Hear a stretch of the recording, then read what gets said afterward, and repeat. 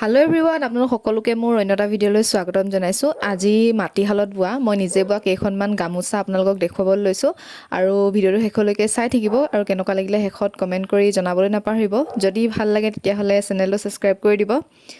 এই চাৰিখন হৈছে ডাঙৰ ফুলৰ গামোচা। এইকেইখন বৰ্ণালী পাতেদি বোৱা হৈছে আৰু এইখিনি হৈছে সৰু সৰু ফুলৰ গামোচা। এই সকলোখিনি গামোচা মই মাটিৰ শালতে বৈছোঁ আৰু মাটিৰ শালেই আছে।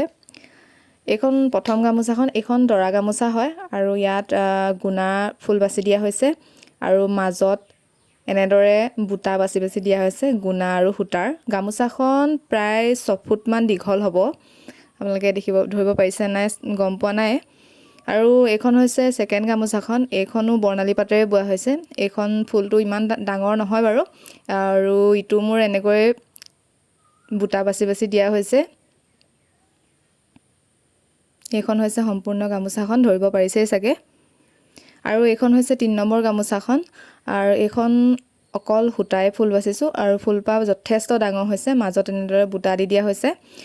কিন্তু গামোচাখন ভিডিঅ'ত অকণমান ফুলটো সৰু নিচিনা লাগিছে, কিন্তু ফুলটো বহুত দীঘল হয়। আৰু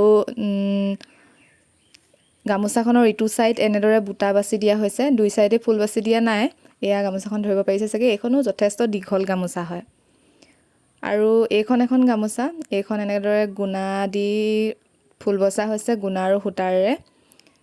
মাজত এইদৰে গুণা আৰু সূতাৰ বুটা বাছি বাছি দিয়া হৈছে, ধৰিব পাৰিছেই চাগে। আৰু গামোচাখনৰ ইটো মূৰ এনেদৰে বুটা বাছি বাছি দিয়া হৈছে আৰু এইখন সম্পূৰ্ণ গামোচাখন।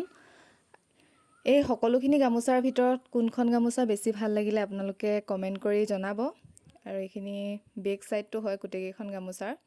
যদি ভিডিঅ'টো চাই ভাল লাগিলে তেতিয়াহ'লে লাইক কমেণ্ট কৰিব আৰু লগতে চেনেলটো ছাবস্ক্ৰাইব কৰি দিবলৈ নাপাহৰিব।